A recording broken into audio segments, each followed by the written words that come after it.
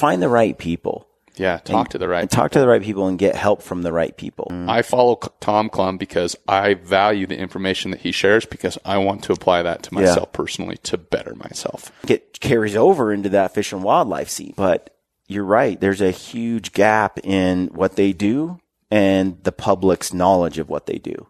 I guess for me, I would be so much more excited showing what that money is doing and actually showing a direct application and showing their dollars hard at work. I'll tell you this, I'm going on 44 soon. My testosterone levels go way higher.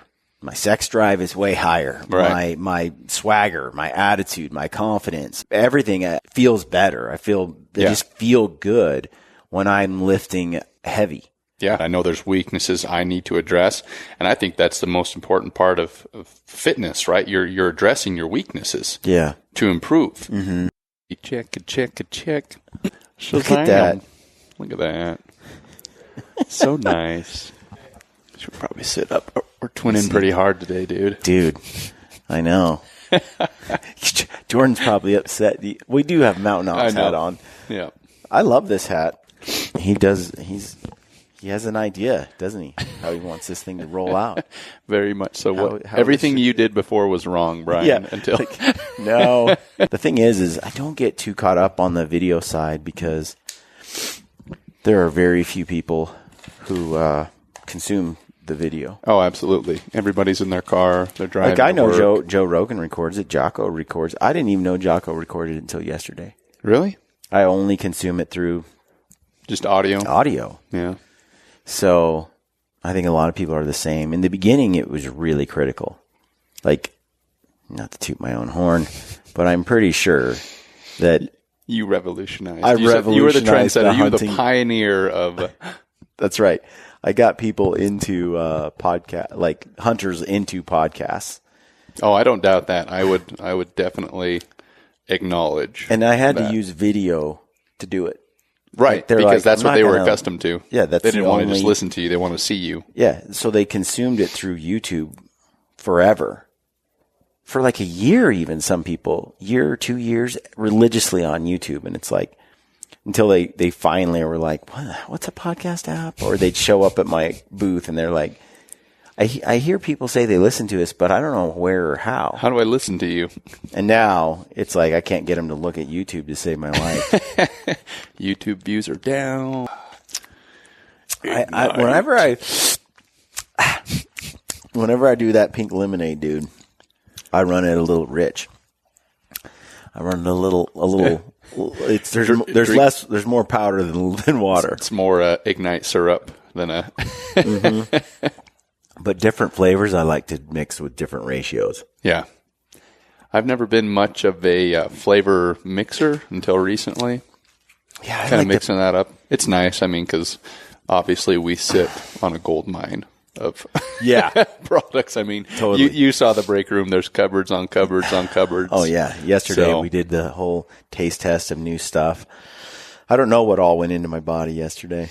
Yeah, I was pretty awake. I'm excited for a couple of those. Oh, me too. New products.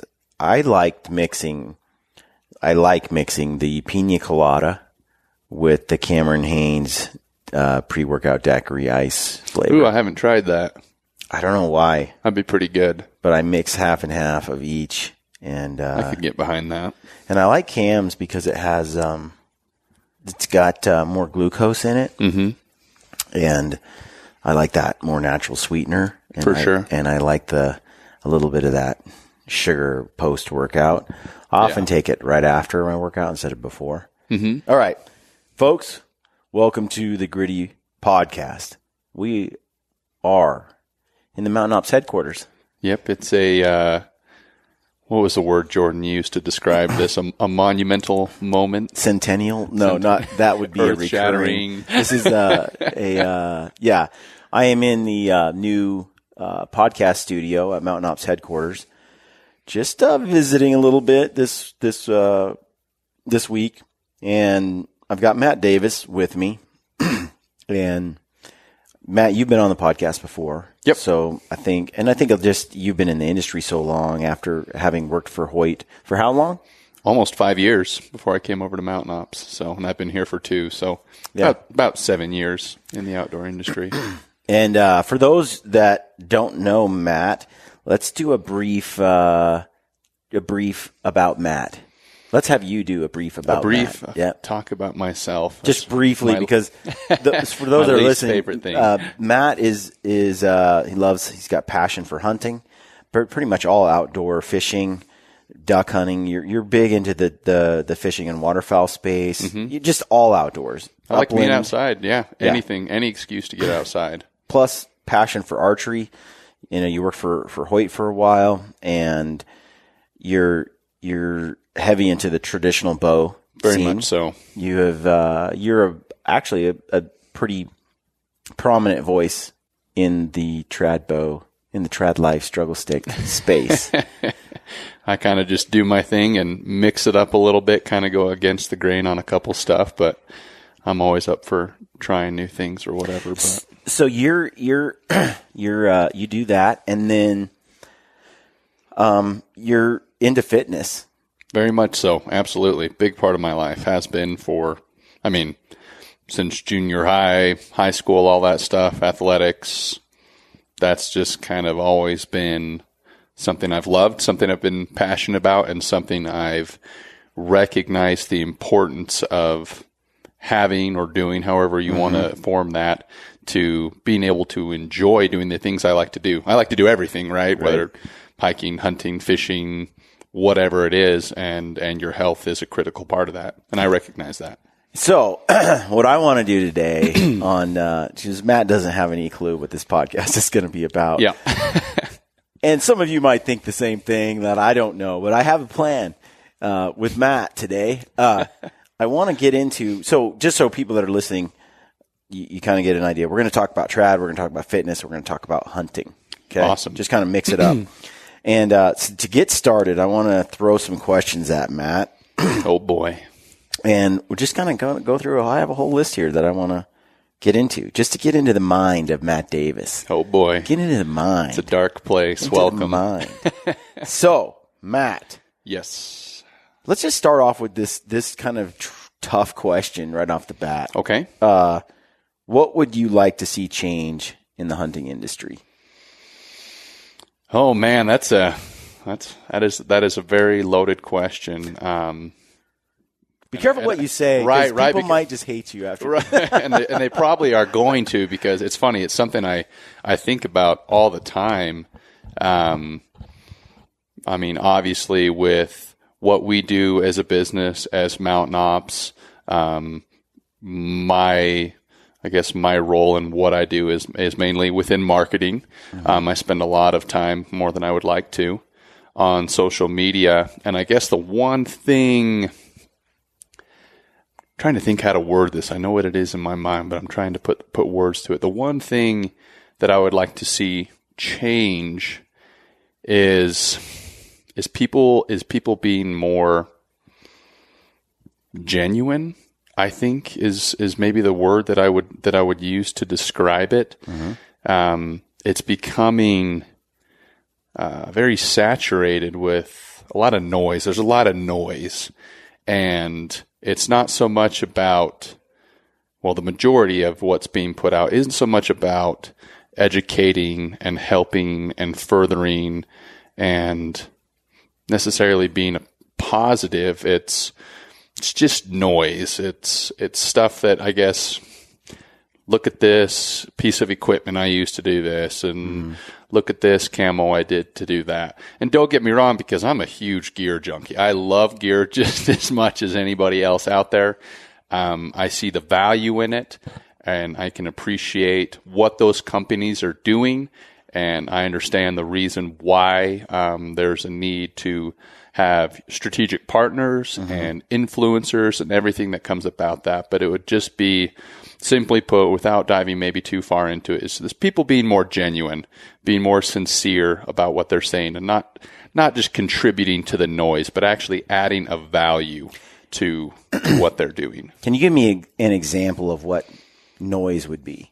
Noise, just nonsense of, you see people putting all these different sponsor logos on a profile picture on a post or, just a sequential hashtag XYZ cut and paste at this person. And don't get me wrong, because in my personal social, if I post a picture or whatever, I'm obviously very proud of where I work at here at Mountain Ops, and I will use our hashtags, hashtag Mountain Ops, hashtag Conquer More, so what things would like be, that. So what would be a post you really value? A post that I really value is a genuine, informative type post.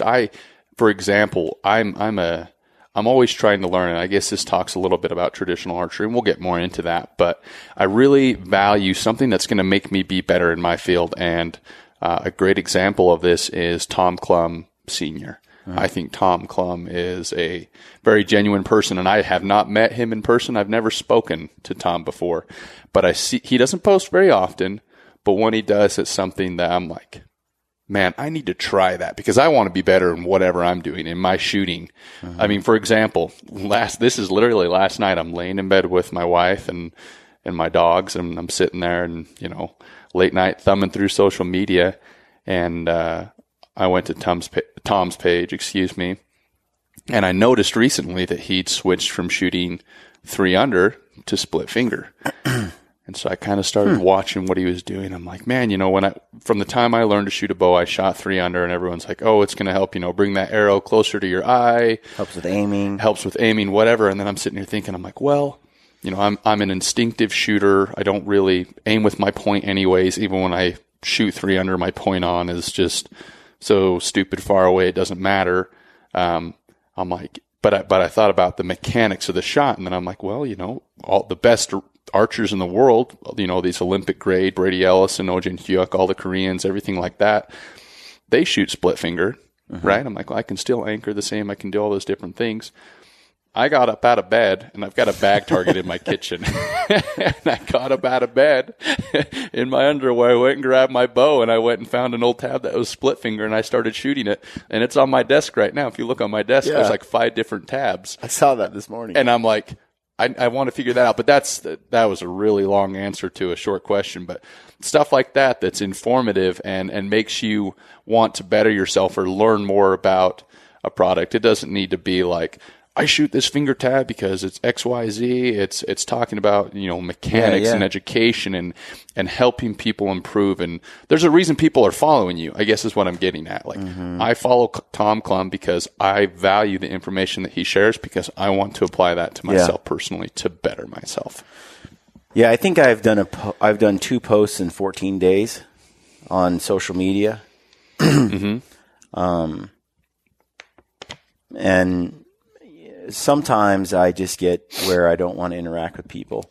Oh yeah, no. I have a podcast and I have a platform and video and stuff on, but I get to a point where I just sort of want to be by myself, and I have people call me up and say, "Do you not like me anymore? Do you hate me?" Because I haven't responded to them or talked. Yeah. But sometimes I just have I just don't want to be in the public spotlight. You want to unplug. You want to get away from it. And it's taxing mentally. And right now, there's not any hunts I'm going on per se. So, I'm not gone for weeks at a time, unplugged. So I just sort of unplug even though I'm around. And for me though, when I go to post, I have been guilty of this in the past where I'm just like, got to put a post out, right? You're building a business. You're building a business. You're building a platform. So I need to put a post out. When you mentioned what you said earlier about noise, I immediately, what comes to my mind are the posts where there's a photo. Maybe it's a girl in a bikini with a fish. Maybe it's, it's a guy.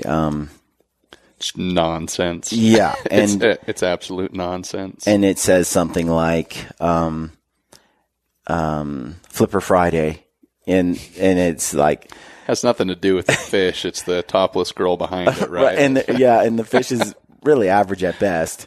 But what I mean is, it's kind of nonsense. You're right. There's not any real value. And when I go to make a post and I disappear for 14 days and then I make a post, maybe it's wrong, but I feel like I post when I feel like posting. And right. I talk when I feel like talking. Yep. When I feel like maybe I should work harder at feeling like it more, but I don't. And so it's hard for me sometimes to, even with my Instagram stories or my Facebook page, I get to where I just don't care. I don't want to be out there and in the spotlight and be involved like that. Yeah. And then when I do feel it, it's genuine, and I make a post that is heartfelt and I feel is hopefully valuable. adds some value. Yes, 100%. And maybe if I was a more talented photographer or video guy or whatever, I would post more pictures. Right. And I think there's different types of posts, right? I mean, there's you got to think about the people that you follow, right? There's people that you follow for sheer entertainment, right? People that are really funny and just really clever, coming up with witty stuff. Shed Crazy, for example. Yeah. He is so funny, just such a witty dude. And then there's guys like Aaron Snyder, excellent photographers, people that are out kind of living the life that, you aspire to and the things that you like to do. Very powerful images and they're very, visually pleasing, and you enjoy watching that stuff. And so, I enjoy that from Aaron. And then there's educational people. So there's your Tom Klum, right? Yep. So there's different reasons you follow different people. And I guess it's whatever value or whatever you bring to the table. Yeah, whatever you bring to the table. But what you said is so important, that it's actually genuine. When someone posts a picture, a scenic image in the mountains, when Aaron does something like that, it's like, man, like that's a really nice image. Yeah. Like that makes me excited for the weekend. I feel like it's adding a value to me, not like, oh, here's another mountain picture from so-and-so. Mm-hmm. It's just, he's not throwing stuff in there to try to be sales pitchy. He's not throwing anything in there. It's just the mountains. And those are something I like. So what you'd like to see change is just a little more authenticity. Authenticity. Be more genuine about your post. Post for a reason and not just to post. Yeah. So let's move on to the next question I got. All right. Okay. If Matt Davis was Fish and Game, how would you manage our wildlife resources? Man, that is a loaded question. And why? Well, and I won't pretend that I am the most versed in everything that goes on within conservation, politics, things like that. I'm not going to blow smoke up anybody's butt. But coming from the background that I have and that I do know, and I've got a great example of this that happened the other day, I would definitely shed more light and bring more education on whatever is happening, whatever programs are happening, whatever efforts are being made through, taxes and license fees and different things like that. It is showing what that money is doing and actually showing a direct application and showing their dollars hard at work. An example of this. Interesting. I wouldn't have thought of that. But it's I guess it's the marketing in me. It's like, show that education. It's like, here's your dollars hard at work. I love it. The Utah Division of Wildlife has recently started, posting pictures of them planting fish and capturing deer and transplanting them, or moving goats and stuff like that. And the Hushing guys were in here the other day. We were talking about the 90-day challenge that we kicked off with those guys. And we got down around 2:00. We're like, crap, the Weber River's, 10 minutes from the office. Let's go fish for a little bit. Yeah. And there's a bunch of different walk-in access areas. And I was like, well, let's just start at the first one and we'll just step our way up the river. We'll fish a little bit. If it's great, we'll stay. If not, there's other spots, and we will work our way up the canyon. Very first stop, there's 4 DNR trucks. I'm like, oh, that's cool. So I pull down in and DNR, for people who don't know, Division of Natural Resources, Utah's Fish and Wildlife, Utah's fishing game, basically. Game. And they were down there, and there were 4 of them, and they were over by this little tiny creek piece or whatever, and they waved. They probably my age, early 30s, and younger group of guys, and 2 gals as well. Yeah. And they've got these huge, big plate-looking things. I mean, they looked really heavy, and I'm like, what are you guys doing? I'm just curious. I'm like, the only time I've ever run into the Division of Wildlife is when I'm getting checked for a license or something like that. I'm out fishing and there's an officer that'll come and check my tag, or hunting or something like that. And he started explaining to me they were tracking movement of the Bonneville cutthroat trout in the Weber River. And the big piece he had was it was part of a GPS system, and they will get these fish and they will put a GPS in them, and they use that to track the movement. And it was, and I won't go into all the details, but it was cool to see, hands-on application of when I buy a hunting license or a fishing license.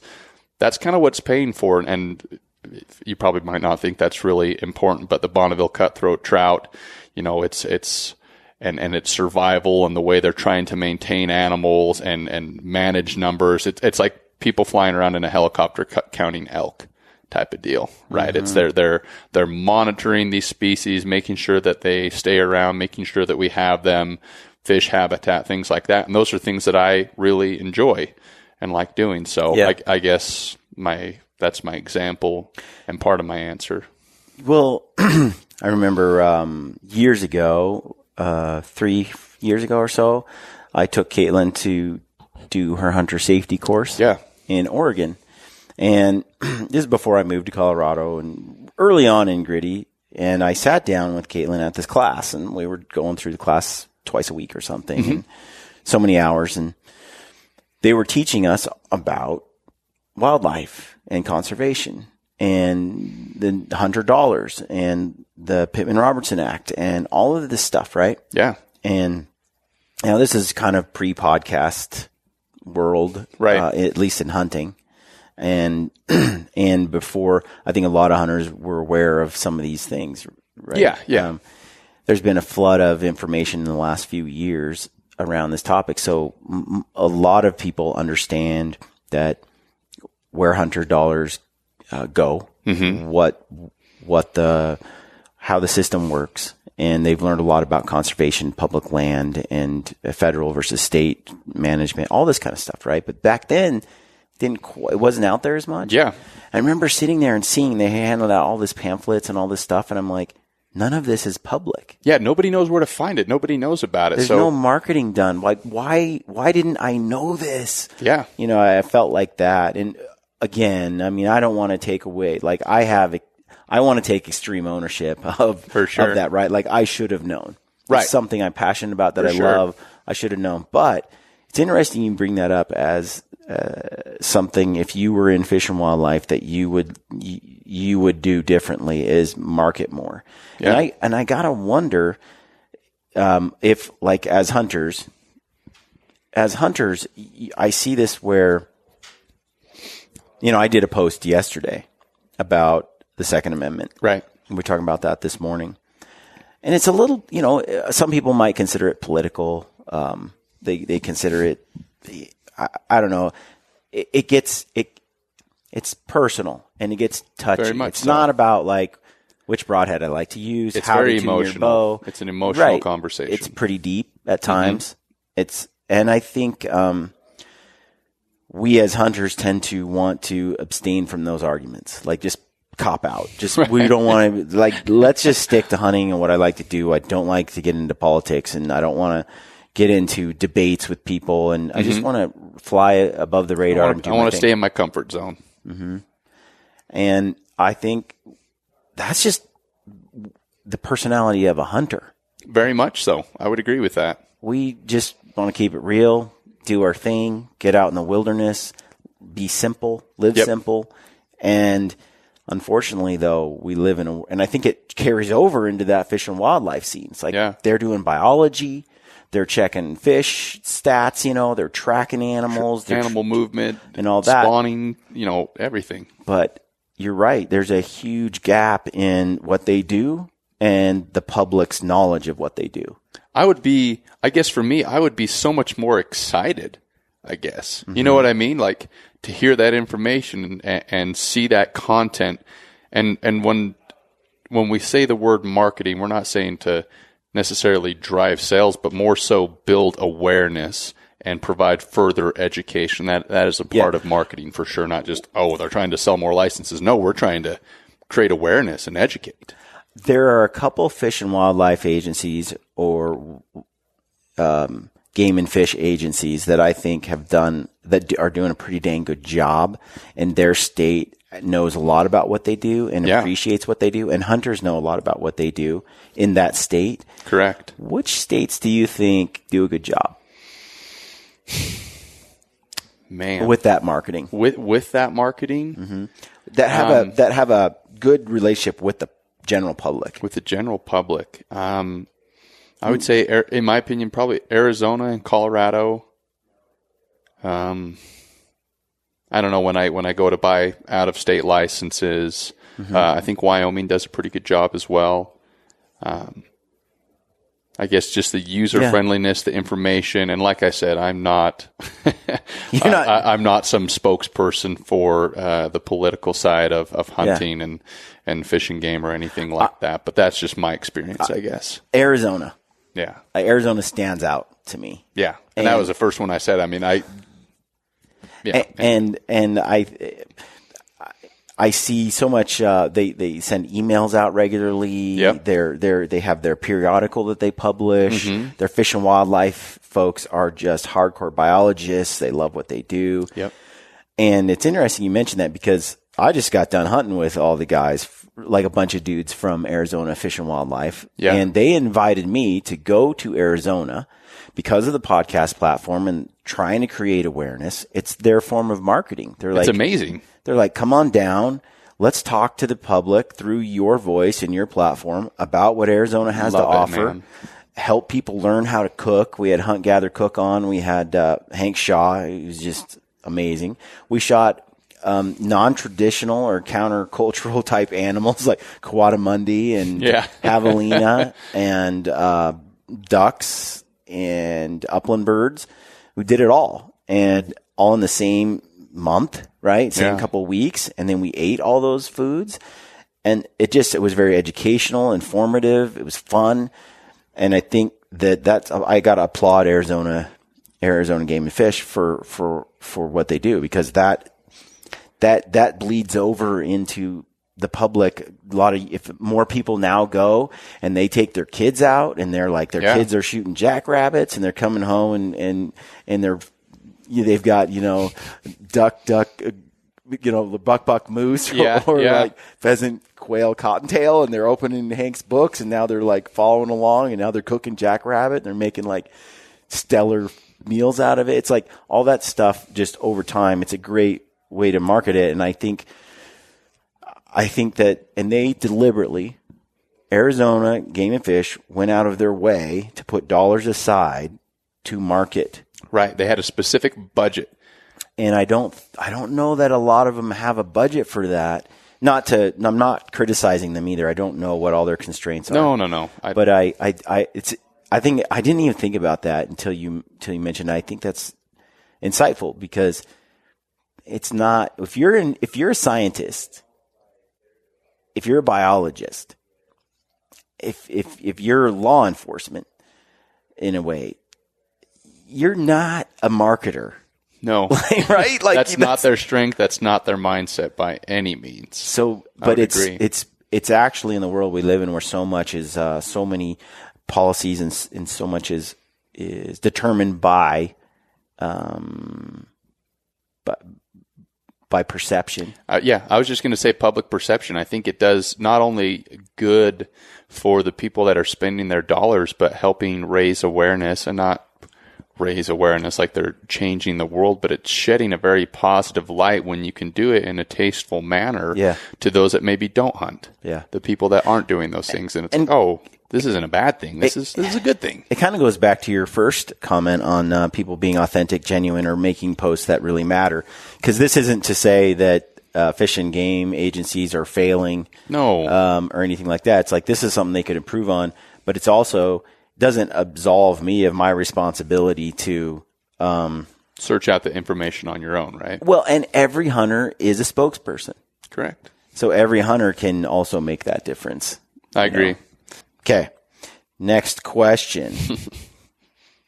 So, Matt, what has been one of your most rewarding business relationships in the hunting industry? Because you've worked in it for a while. Yeah. One of my most rewarding business relationships.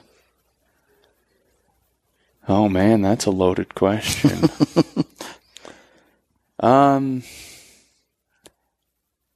I guess there's a lot of people that come to mind, and I think at any job you go to, you encounter certain people that provide very pivotal experiences or conversations or examples that you aspire to, and you might gravitate towards that person to absorb, how they act, how they talk, what they have to offer. Mm-hmm. And I've worked with a lot of really great people. Some people that come to mind, Jeremy Eldridge from Hoyt Archery. I think Jeremy is a phenomenal human being. I think he does a great job at his job and managing his relationships. I have nothing but nice words to say about Jeremy. For me, I guess personally, and obviously it's business tied, but me as a person, the way I live my life, kind of how I am, I would say Trevor Farnes, who is our CEO here at the company, has been a very... CEO at Mountain Ops. Yep. Has been a very influential example in my life. And it's funny because, Trevor and I don't do... we meet on a regular basis as part of our executive team with, Casey, Jordan, and Nick, and myself, and Trevor. But just his example, I'm a religious person, and I think Trevor's, this is probably going to sound super cheesy, but he's a very Christ-like person, and I aspire to that, and I believe he relies on his faith, and which helps with his decisions, and the way that he does business as a very honest person, and with a true desire to give back and help other people. And that makes my job very rewarding. I think a lot of people might look at Mountain Ops and it's like, oh, it's, outdoor supplements, but it's so much more than that. And the efforts that we're making and the experiences that we have that a lot of people probably don't see, but, really changing people's lives and their health. Like I talked about at the very beginning, health is so important. And being able to see that on a regular basis, being able to see people be very honest in their dealings. I've seen, if you're in the business world at some level, you're going to run into some dishonest people. Mm-hmm. People that are just very money driven, people that are very greedy, very self-centered. And I would say Trevor is none of those. I think he's just a great example. A lot of the things that I personally aspire to. So maybe that's... No, that's good. I appreciate that insight. I like listening to Jordan Peterson. Yeah. He's a professor. He's pretty much a voice in the world today on, that ranges from, just talking about life. He has a book called 12 Rules for Life, which is something, a book that we're reading right now. And we'll cover on the podcast in a future date. But I'm really impressed with the book. But in the book, they talk about archetypes and talks about, he talks about how Jesus Christ becomes that individual in the world, especially in Western culture. If you were to look at the ideal human being, the idea, a leader, right? Character that you want, the values that Christ embodied, and the way he behaved are the highest ideals that human beings can aspire to. Correct. No, that's definitely the way to put it, because I didn't know really how to put it into words. I'm like, man, he's just Christ-like. Like he's just a good example. He's got that glow about him. He's honest in his dealings. He's a first person here. You pull in early and there's Trevor's truck. Like he's a leader in that regard. So to me, there's all sorts of hero figures. Mm-hmm. We sit there and we watch, the Avengers and, all the Marvel comics. And there's just different types of, you got Iron Man, and then over here you got Captain America. And, you have these different hero figures, and they have flaws and great traits and heroic traits and so on. And what Jordan Peterson boils it down to is, like, among all these heroes across the world and all these ones that we as human beings sort of put up there as the ideal human being, what we aspire to, at the end of the day, we, by virtue of not necessarily what we say we believe, but by virtue of how human beings behave and how they have influenced Western culture, the ideals that Jesus Christ brought forward are those ideals that no one would say, yeah, you shouldn't act like Jesus. Like, that just doesn't happen. No one's going to say that. Yeah. And so, but yet those things are so hard to come by, an idea of love your enemy. It's not so easy. No. Turn the other cheek. Not so easy, courage in spite of death and things like that are just loving people, even though they are hard to love. Those are difficult things. And I don't know Trevor very well, but yeah, that's cool. That's you know him quite well. So interest. So that is a one of your more rewarding relationships. Absolutely. In business, in the hunting community. Okay. So next question. So you go out and you're hunting, right? Mm-hmm. And you share your experience online and through your social media platforms. What motivates you, Matt? What motivates me to share that, or what motivates me to get out and be out there? Both. Well, I guess the first part is getting out there. I guess for me, all of these things we've kind of talked about tie together very much so, but it's my one. I love being out, just outside. I've just always been a person that likes being busy, being out and about, but even more so with day-to-day life, things that we have going on, things that we're caught up in. It's kind of that chance for me to unplug.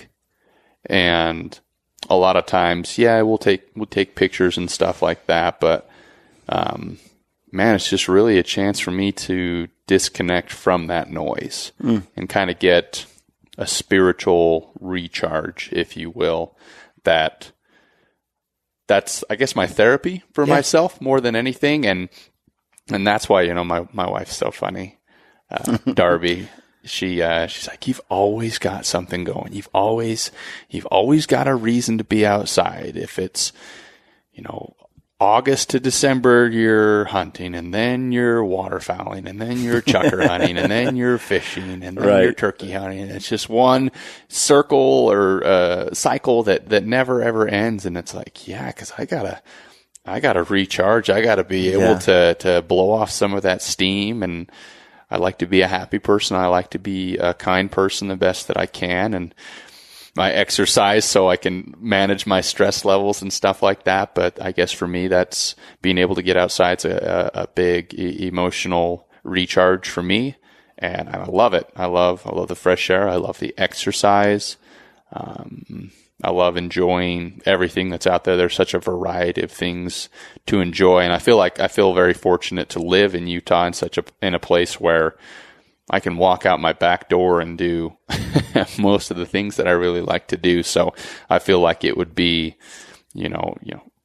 a bad thing if I wasn't taking full advantage of all those opportunities that I have in my backyard. So that would be kind of what gets me out there. And then as far as, sharing those experiences, sharing photos and stuff like that, I guess maybe it's to, more than anything, either hopefully educate. I guess some of my posts, maybe it's not that I'm entertaining. I don't have a following like yours by any means. I think the people that follow me are a lot of family and friends, and people that enjoy the hobbies that I have. But I think I like to shed a positive light on those, show them in a good way, in a fun way. And get why? Maybe it's because back to that whole noise factor. I feel like sometimes the way it's portrayed that people think getting outside is all about, or to get outside, you have to have a certain amount of gear, or you have to have this thing. I guess my motives are just to show that it's fun, hopefully get people to get outside. It was, it's funny. I really, really like chucker hunting. Yeah. And for those that are listening that don't know, it's a small game bird, and they live in just nasty desert country. I mean, they live up where sheep would basically live, and you hunt them with dogs. And I've got a couple of dogs that I love hunting over. Anyways, I had this kid reach out to me, and he's like, "Man, it seems like I see you and a handful of other guys really, promoting chucker hunting and pheasant hunting and upland hunting. And now I'm seeing more people when I go out there." He's like, "Do you think you should stop talking about it so there aren't so many people?" And I said, "Pump the brakes, dude. Like that's a horrible mindset." I said, one, if you're seeing people, like, try somewhere else, because you're probably not in a too good of a spot per se. But I mean, shame on anybody that has a mentality that this is all for them and that it's theirs. I think that's very selfish, to have that mindset of not wanting to share and educate and further it. I mean, again, I'm not a huge politically informed person by any means, but I do understand that, the involvement of youth and the number of hunters every year is decreasing. People are more interested in playing a video game or sitting on their phone watching someone play a video game than they are about getting out and going for a hike. So I guess trying to maybe inspire those people to get out and try something new, make a difference. Yeah, I mean, if you big game hunt, you should try fly fishing. If you fly fish, man, you should try upland hunting, or vice versa. There's so many different things, like I said, that are there to enjoy. There's no reason that we can't be more active, be more healthy, and just enjoy everything that's there to enjoy. So there's a lot of guys out there that follow you for your archery. Having worked at Hoyt for 5 years, being a traditional bow enthusiast, hunter, there's a lot of guys that want to get better at archery. Yeah. They want to be better archers. How do they do that? I think I think most people are going to say go out and practice, and I wouldn't agree with that 100%. I think it's going out and finding the right information from the right people on how to do it correctly. I was fortunate in my job at the time when I got into traditional archery. I was working at Hoyt, and I had the best archers in the world at my fingertips. I mean, I had them on speed dial. I would talk to these guys on a regular basis, and you call and you talk business and XYZ. And I would always ask them questions, and I was always going to tournaments, and I was kind of just in this sponge mode of watching and observing. Okay, why does he do that? And why does he do that? And why does he stand like that? And just trying to observe and absorb all that information. And like I said, I was very fortunate that I had a wealth of very accurate, correct information at my fingertips. And I was able to learn from the very beginning how to shoot a bow properly, which, kind of accelerated my ability to be maybe better than most might become. And I don't say that to sound arrogant by any means, but I just feel like there's a lot of times where people, there's these different groups and whatnot on social media. And I think the most common thing on any of these shooting groups is these "how's my form" videos, right? People are posting themselves shooting, and hundreds of comments of everybody saying something completely different.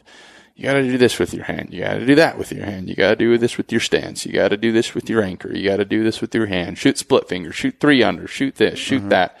So there's just a lot of noisy people out there that maybe aren't sharing accurate information. So I would always recommend finding the right information, and starting with that.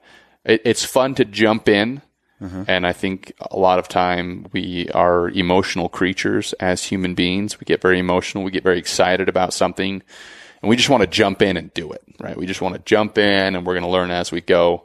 But I think more so in traditional archery, I think the trick, if you will, to being a good shot, being a good archer, and I'm not saying being a good hunter, I'm talking about just being able to actually shoot a bow well. It's learning how to do it correctly from the get-go. Yeah, you watch Joe Rogan's journey. He gets a bow and he reaches out to guys like John Dudley, gets personal hands-on training. Yeah. And very much focused on proper, like, building a foundation, right? Yeah. He's building that foundation. He's like, man, I don't know what he I'm didn't have to unlearn a whole bunch of bad behavior, bad, which gets ingrained. And Very it's hard much to break so. Those habits once they're there. I would say more so with traditional equipment than a compound. Yeah. What are some, having lived in both worlds, what are some of the things that are the same in shooting a bow between a compound and a traditional bow? Oh, the same. I would say there's more differences than similarities. I mean, I think mentality, your mental approach to it is very important. I think, Isaac Elman over at Easton, he's so funny, but his whole thought process to archery is to do less, right? And that might sound silly, but it's very true. We overthink things, we overanalyze, and it's a very simple process. But 9 times out of 10, if something's wrong, it's between your ears. So I wouldn't say there's a ton of similarities between. I mean, it's obviously archery, but I would say there's significantly more differences. A compound bow, in theory and by design, it's a machine. It's a repeatable device that, obviously you have to tune and set that bow up to you. But once that's done within reason, the bow is going to do the same thing every single time. You're going to let go. It's going to settle the same. The cams are going to fire. All that stuff's going to happen. With a recurve, not so much. It's not a machine. You could pull it back 18 inches. You could pull it back 32 inches. You could grip the string here. You could grip the string there. You could hold the bow this way. You could hold it that way.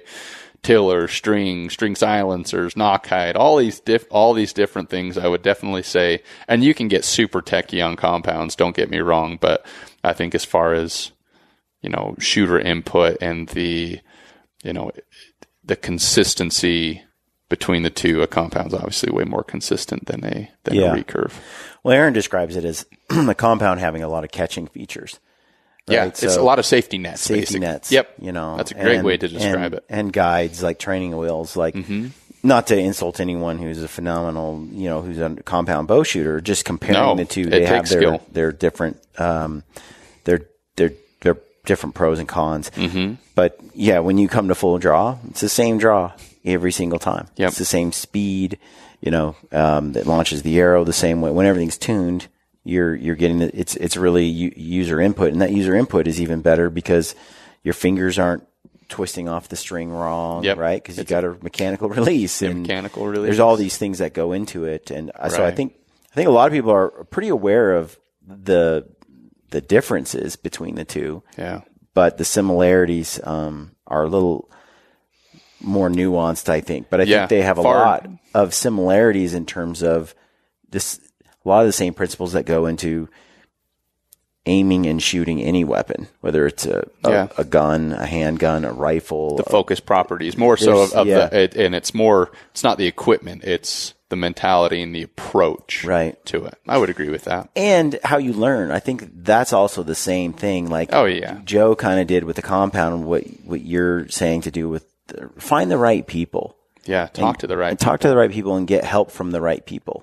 And then that really helped you get started in the right direction in the first place. I agree. So on a related note, then, we talk about, how to become better at shooting.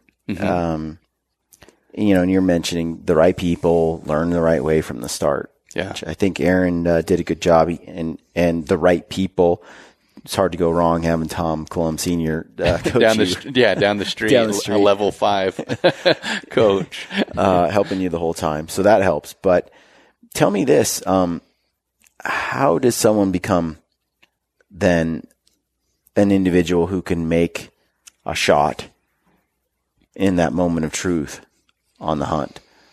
Man, in those circumstances, I think it's a lot more mental. I mean, your mind is driving everything. It drives your actions. Your actions are a consequence of your thoughts. Most of the time, we don't just do something without having thought through it before. And I know you've had Joel Turner come on before, and he talks about, the iron mind and the shot IQ and stuff like that. And to be 100% honest, I've never taken any of Joel's courses or anything like that. And I've shot with Joel multiple times, and Joel is a phenomenal archer, a great instructor. But I guess I kind of have what works for me. But in that moment of truth, I guess it's almost having been there and the visualization. And, for me and anybody that's, whether it's high school, collegiate, playing sports at some level, we've probably had a coach that told us, visualize catching the ball, or visualize making that diving catch, or visualize stealing second, and all these different things. And that visualization is not only building, confidence, but it's also building a lot of comfort, and it's very calming. So for me, I'll get, if I'm in a hunting situation, or maybe I'll kind of walk you through kind of what's going through my mind in those situations, because they can be super stressful. And I remember the very first deer I shot with the compound, the first year, it was the first day I was ever hunting. I killed my first deer, and, man, that shot just went off, and I didn't even know what happened. You know what I mean? It was just it was such a surprise that I won't say I blacked out, but it's just you're like, whoa, what just happened? I don't remember it very distinctly. I've been there. And to now where, I'm picking a spot, I'm shooting instinctively on an animal, and I watch my arrow go right where I'm looking, and it comes down to being in control of that situation and talking yourself, having a step-by-step process. For example, when I shoot a bow, for me to go through my mental checklist that is translating directly into the physical, consistent part of that, my whole thought process, or what I'm saying to myself, and Joel talks about this as well. They call them a mantra. Mine's load, anchor, open is what I'm thinking to myself. So when I'm loading, that's when I'm assuring that my hand grip is the same and that I've got the proper string tension. And when I'm coming to full draw, there's a lot of muscle memory. I can feel in my back, and I can feel in my shoulder and my arm and my hand when something's not right. And I've learned through a lot of practice, having learned to shoot with good form, that, when I'm in my backyard practicing, if I get to full draw and something doesn't feel right, I'm not going to shoot that arrow. I let down. I'm like, okay, I'm assessing the problem. I'm not letting the problem occur and then trying to fix it. I'm recognizing that something's off. So anyways, I go through that sequence, and I can feel when it's right, and then, load, and then obviously anchor, and then open. I'm opening my chest out, using that tension and kind of rotating away. I shoot with the clicker, which is a psycho trigger. So for me, all I have to focus on is the spot I'm trying to shoot. But that thousands and thousands and thousands of arrows and that confidence, it's if I get to full draw and I've got a spot picked and that animal's in range, tying back to your question, I have the utmost confidence that I'm going to kill that animal. You bring up visualization, and I did a podcast at the Western Hunt Expo with John Dudley, and I'm shooting his Too Smooth release, the hinge release, and I love that thing. And we did a podcast. We talked about various releases, and he mentioned pretty much the same thing you did, visualization. and how so important. critical it is, and how many people are really poor at it, actually. And he goes into detail in that podcast, and I've listened to it a few times now just to, I'm getting ready to go out and shoot, and, get your mind I'm right. like, okay, and John's like talking about just details of that visualization that go a lot deeper than I think a lot of people do. Yeah. And I did a podcast with Ryan Lampers where we talked about him, and he's telling a story of hunting, and he's tracking this bull elk. He's following the tracks. He knows he's going to come on it pretty soon. There's a bit of snow here and there, so he knows these are fresh. He knows he's close. Wind is good, but he doesn't know how close. And obviously, once you get to within bow range of an elk, generally the idea is, can he see it before it sees him? Yeah. In that scenario. And he mentions visualizing what will happen when he gets there. Over and over and over. He's sort of thinking ahead of time. And I see this a lot with myself when I'm hunting with someone who's a new hunter versus someone who's experienced. And for an example, Ryan is envisioning how this could play out in multiple ways. And he's already got an arrow knocked. He's already got his hand, his release on the string. He's already going, okay, if it's behind that tree, it's this many yards. If it's behind that tree, it's this. And he's already going through his mind, visualizing the draw, the aim, the execute. Maybe he does a quick cow call to stop the bull if it starts to leave. Then he resettles. Like, all these things have gone through his head ahead of time, and they're replaying constantly in different scenarios and he's constantly prepared in case, because he's like already preformed some ideas here. And I'll watch another new hunter come along, and they won't have an arrow on the string. Yeah. Or they won't have their release ready to go, or they won't have in their head, they have in their mind, they're going to pull a rangefinder and range it. And it's like, there's no time for that. Yeah. And so, actually thinking through it and having a plan and visualizing how it goes down is critical. And Ryan gets to that moment, that bull stands up. He's already drawing his bow while that bull is trying to rock itself out of bed, Mm-hmm. He's already at full draw by the time it stops moving and is settled on him. Gives him just enough time to estimate his yardage and execute the shot and drill it. And those are things that, and he's walking along. He's like, that's about 20 yards. That's about 30 yards. And he's reconfirming with his rangefinder all the time. So he's kind of figuring out distances for days, every day, all day. Those little visualization things and those little things are, I think, critical in making that shot count in that moment, because you've already visualized it. You know how it's going to end, and that adds so much confidence, and confidence is super important. I think a lot of times confidence gets mistaken for arrogance or cockiness, which sometimes there's so much confidence that it spills into those things. But I think having a full glass of confidence in a situation is super critical. There's not, again, like I said, if in my mind, for me, if I can get to full draw on an animal and it's in range, that animal's dead. Yeah. In my mind, that is how that is every time. Yeah.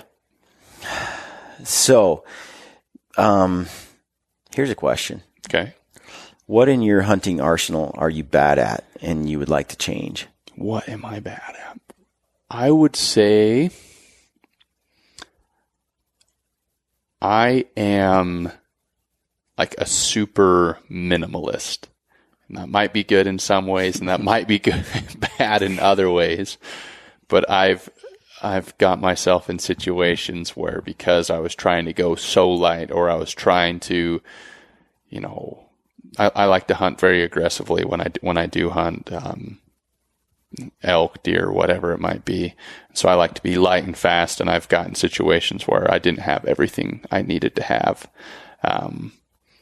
Kill kit, things like that. You wake up early in the morning, you leave, and you forget stuff. So a lot of times, I'm just underprepared. I always want to take the smallest pack possible.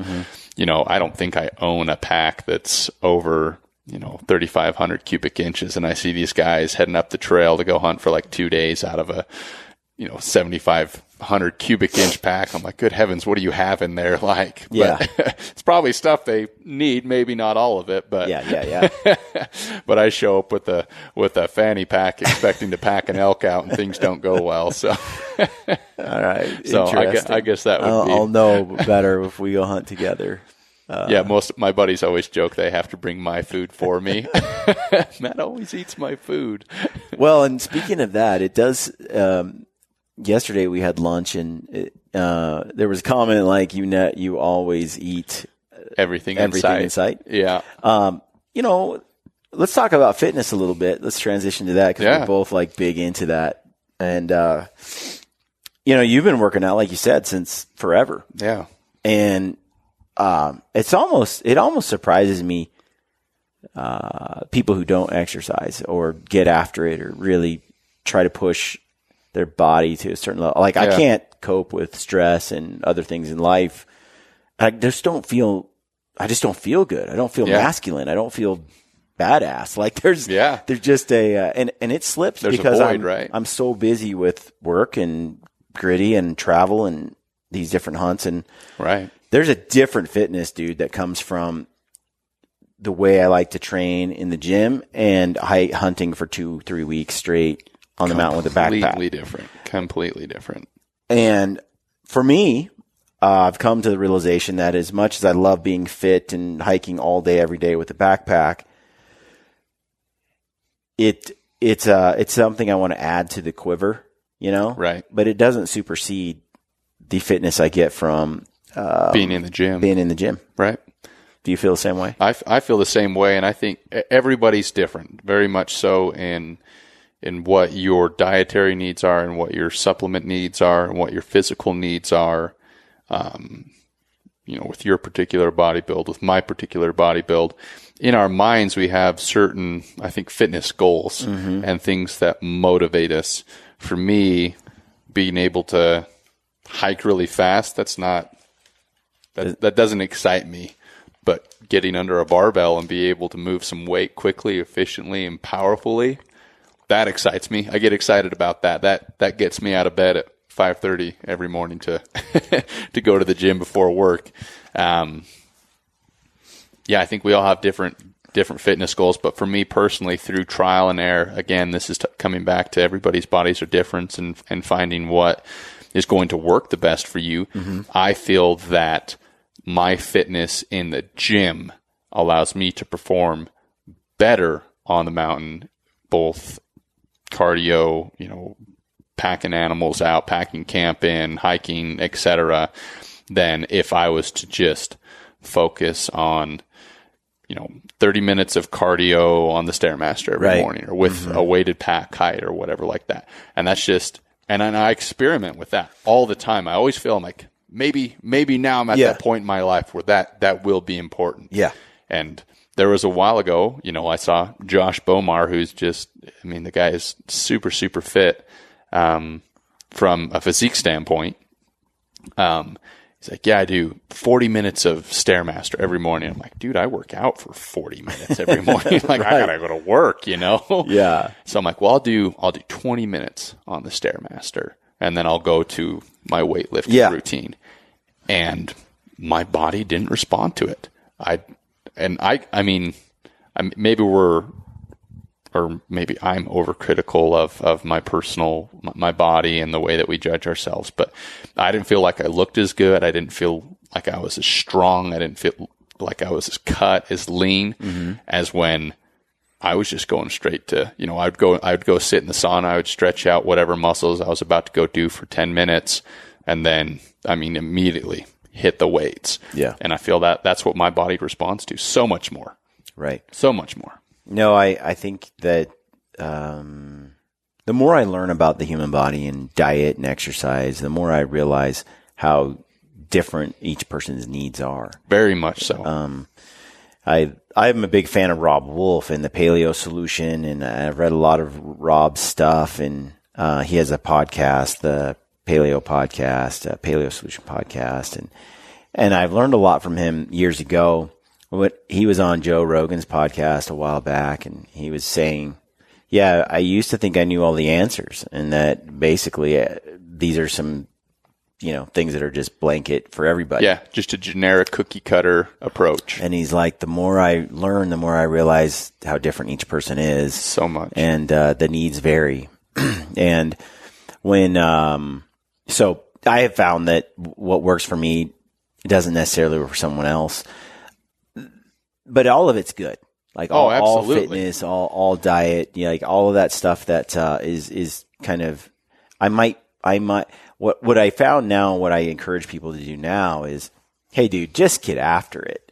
Yeah. Whatever interests you, if it's actually hiking 5 miles a day up and down the mountain, if that gets you like excited to get up in the morning and go do it, go hard, go do it. Yep. If it's motivating, if it just you're driven to want to do it. Yeah. For me, I love gymnastics movements. I'm not the best at them, but I love getting on rings. I love doing handstand walks and handstand push-ups, and I love getting better at those things. They're kind of technical. I like, I like some of that stuff, and I like the barbell. I think that I'm fascinated by movement and flexibility and mobility and strength through full range of motion. And so I also find that I respond really well to that. But for me, it's like I could go hike the mountain every day with a heavy pack over and over again. And I've done that. I've done that a lot. And I love that too. But I have found I have to mix it up. I have to add some like CrossFit style stuff in there to keep me passionate about what I'm doing. And I'll tell you this, I'm going on 44 soon. My testosterone levels go way higher.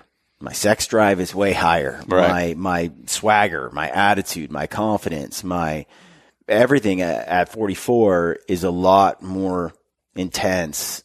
Feels better. I just feel good when I'm lifting heavy. Yeah, I would agree with that. I'm the same way. And I, as much as I feel good from, okay, I got great cardio, I can run to the top of the mountain, I'll be in the top 5 out of 30 guys that get to there and all that. At the same time, that does not increase my sex drive. It doesn't do a lot for me, in fact. Yeah. In all those other areas I just mentioned, it doesn't really help in those. But I do really like the fact that I can get to the top faster than I used to without it being really taxing. Yeah. And there are times where I've had to run down an elk, to get to a certain spot before they got there. And in my old level of backpack cardio fitness, that elk would have been long past before I could get there. And now I have the capacity to get there. So I really value both things. Oh, yeah. It's not mutually exclusive for me, but I do find that lifting heavy is vital for me. Yep. I'm the same way, and I would agree with you 100%. There's nothing bad that happens when you go hiking. It's not like it's negatively impacting your fitness. It's not. Right, totally. But the feeling of fulfillment, when we talked a little bit earlier, right, we were talking about, it's like, man, I almost feel this void if I don't lift, if I don't go pick something heavy up. And there's times, the current program that I do, it's, I won't go into it, but anyways, on Wednesdays, basically, in a sense, my rest day, and I'll usually go in and I'll stretch, but man, I got to get under the barbell. I got to squat. Yeah. I got to pick something up. And even if it's just a couple of sets and that's it, I'm like, okay, yes, mentally, I worked out today. Tell me like 3 things that you do, like exercise that you do that you feel, or 5, but that you incorporate into your life on a regular basis because you feel there's that important. For me, back squats, deadlifts. I don't do a lot of military presses under a barbell. I do more of my shoulder stuff on a machine just because I've got issues with my neck and I feel a little unstable. But more back squats and deadlifts, I love it. Again, and those obviously are what's really releasing that testosterone, is heavy lifting in your legs and the lower half of your body. And those, I mean, if I'm lifting heavy on my back and pick, whether it's squatting or deadlifting, I mean, that's kind of working your whole body. I mean, if there was one exercise that I could do the rest of my life, without a doubt, it's going to be a deadlift. So I'll share with you mine. So back squats, deadlifts, power cleans. You're an explosive athlete though, like the way, which is what you're very good at CrossFit. And yeah, I'm not good at power cleans. It's funny. They'll have like box jumps, like that Yeti cooler over there, that 210. Yeah. The box is a little taller than that. It's about that size though.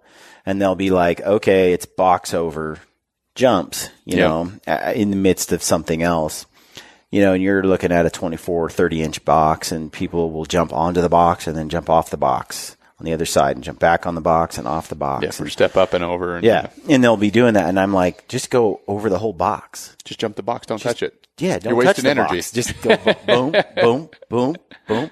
Because I have that explosiveness. I can, and that's with the power clean, I can lift that up, and it's ironic because I can clean, my power clean, my squat clean is near my deadlift.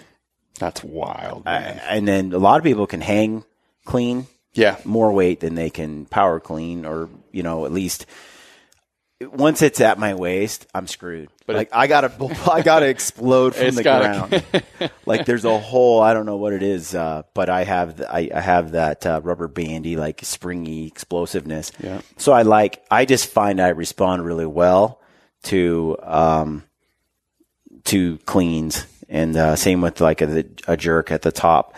I do feel like it's really important for me to put weight overhead, and so I try to put heavy weight overhead, whether that's a clean, a jerk at the top and I'm holding that weight overhead, or it's overhead squats, or it's overhead lunges. Yeah. But something where I put the weight overhead, which helps me really strengthen my back and my core. My midline stability is all a lot better. Very much so. By carrying weight overhead. I'm not a huge fan of sit-ups. But you put weight overhead and you're working those abs and those stabilizing muscles in a way that you don't from like crunches, Yeah. Oh, absolutely. And so at the same time as I talk about lifting these heavy loads like you and liking those exercises, I'm a huge fan of keeping the weight moderate for a very long time. Yeah. So this past season, I was out hunting with Aaron for 3 months, almost straight. That's a lot of time to be off weights, Oh, yeah. And I'm carrying a 50-pound pack all day, every day. So I got fitness, but there's things that with a 50-pound pack, even though I'm not getting down into a full squat position with that load. Often I don't. The range of motion. Right, it's just different, Yeah. So what I found is when I come back from that, my numbers, like the amount I'm lifting, is far lower, especially deadlift. For me, deadlift disappears real fast. Oh, me too. Deadlift's not an explosive movement. No. It's just a slow and steady, heavy lift. And for me, it's probably my weakness, by far. Like you give me a squat, I'm going to crush it. You give me a deadlift, I'm going to struggle.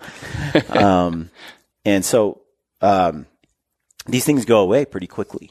Very much. So my attitude when I go back to the gym is, just because I squatted 400 pounds for a few reps, 6 months ago, I've been off the bar. And so I go and I start lifting. I'll start at 250 and I'll just do reps at 250 for a month, 2 months, sometimes 3. I'm not in a hurry to go up to 295, 350, 4. Yep. I'm not in a hurry. It's not about a destination.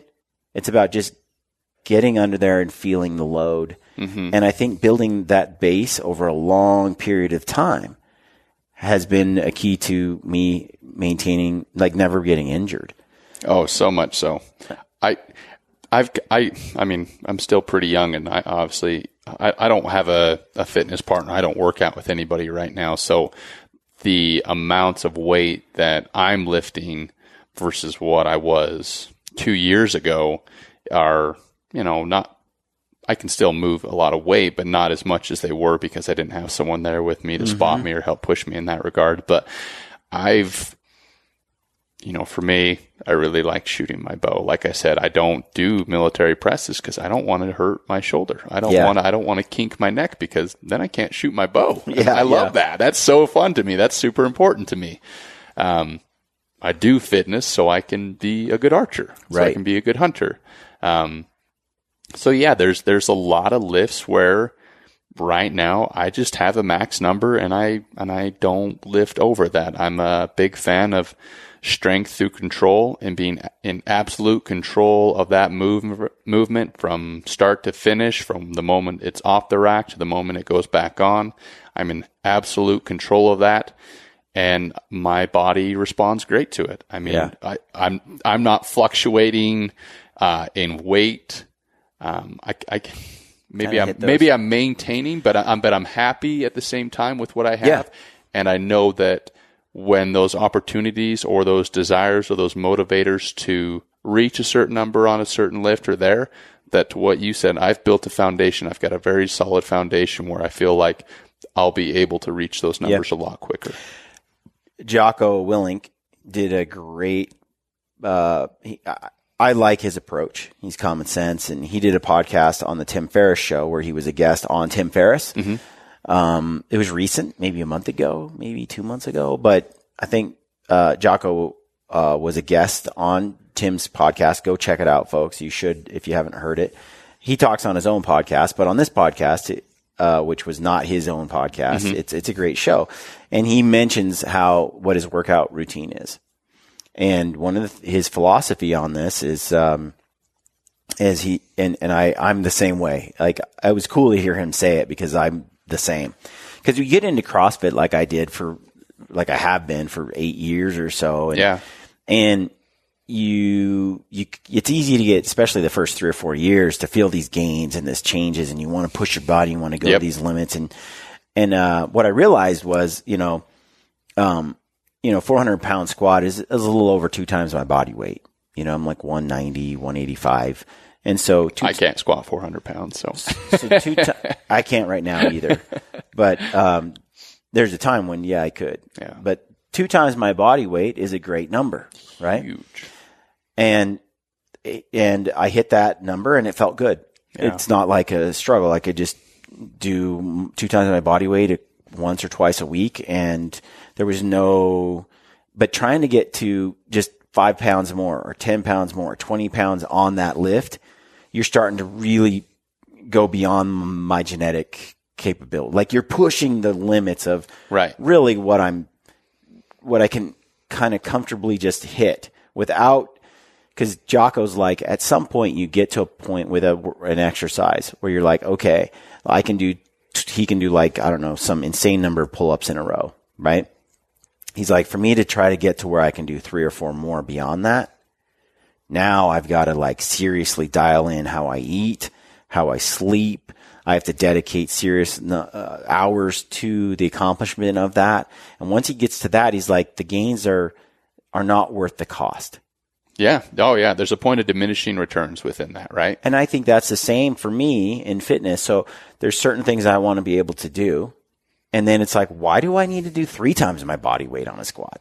Why do I even need 2? Why not 1.5? Right. And just, boom, hammer that out and just maintain that, because that's sufficient for my lifestyle and what I want to accomplish in life. Yeah. And so I think that is, that's kind of how I operate now. There's a certain point where I get to a capacity that's fairly easy to achieve with disciplined weekly, effort. Mm-hmm. And then to get beyond that, I have to do some serious sacrificing, and I have to ask myself, do I really need it? Is it valuable to me? Is it worth it? Like right now, how fast I can climb a mountain, I can't beat Aaron. I can't beat Aaron Snyder. I don't know many people that can. But I'm competitive, so I'd like to. Yeah. I'd like to be somewhere in the ballpark. Yeah. But I've realized that to close that gap with Aaron, where he's genetically gifted in that space, is not worth the cost. Oh. I have to put so much energy into achieving that it's not worth, the returns aren't worth the sacrifice. I'd have to put so many hours into it at the expense of all these other parts of my life that are deeply fulfilling. Yes. So I love that. That's, I mean, in reality, I guess that's kind of where I'm at as well. There's certain lifts. It's like, yeah, I'm okay with that number, and that's a good number. That's a lot of weight. I feel strong. I feel fulfilled, and I'm not going to hurt myself to where I can't enjoy doing the other things of my life. And you mentioned earlier, stress, managing stress is a big part of why you do it. And I'm all for anybody if they're, I mean, there was a time where pursuing that challenge was fulfilling, and I was willing to sacrifice all these other parts of my life to try to achieve that fitness level. But so I'm all for that. But I think it's not. But right now, you always strike that balance. You think you're in a good place. The one thing I wanted to bring up was in the midst of all that, the exercise and the fitness and so on. And you're telling me about the exercises you like to do. Yeah. What happens what's your philosophy? What do you think are mistakes people make in trying to get in shape and be fit? Why do you think so many people fail at it or quit or don't excel? Like they stop at, let's say, one time their body weight on a squat and they don't go any higher than that. Why not? Because that's certainly, or half their body weight. Like, I think there's a lot of fear. For one, I think lack of education or having people to help you, having a mentor. I can think back, for me, I used to, before I would work out, I did a lot of circuit training. I was just like super, super, super lean. And I became friends with a gentleman by the name of Shane Prescott. And he's one of my very dear friends. He was one of those people that was very, I guess, kind of like I was talking about earlier when I was talking about Trevor, one of those people that's like, he helped me create a very positive mindset in how to approach life and stuff like that. But anyways, so when I started training with Shane was all about, powerlifting. And then I went through that phase that you talked about where I was single, I was making good money, I had a great place, and it's all I wanted in my life was to deadlift over 500 pounds. That's all I wanted. That's all I wanted. That's all I cared about. I didn't care about girls. I didn't care about, and that was my mission. And anyways, and Shane was able to help me do that.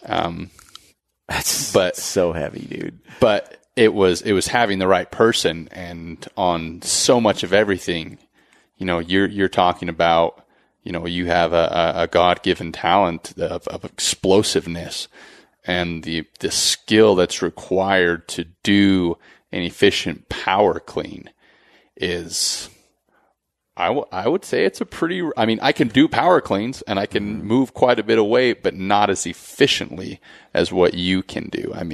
And that's because there's so much that goes into that. There's a million things that from start to finish, there's a lot of movements. But I think a lot of people get turned away or get scared of that because they try it. It feels uncomfortable. I think a lot of times we get uncomfortable. Well, almost every day we're almost uncomfortable emotionally and mentally. But I think a lot of people don't ever push themselves physically. Yeah. And they've never been there. I think we learn how to cope with stress and anger and all these different things, and we learn to manage that because that's part of being a human being. Yeah. But the physical side and really pursuing that fitness, not everybody does that. Not everybody has aspirations to accomplish certain things, and so when they do, it's uncomfortable. What do you have to say to someone who? Because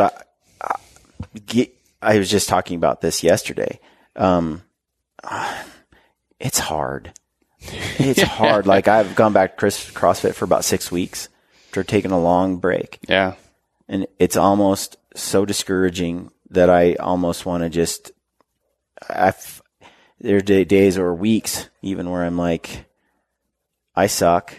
I'm tired. Everything beat yourself hurts, up, yeah. You know, and I'm just kind of like, I can see, for the first time in my life in a long time, I can see why people don't do it, why they quit. Yeah. So what do you have to say to somebody who wants to really change their life, be in better shape, but is struggling with motivation?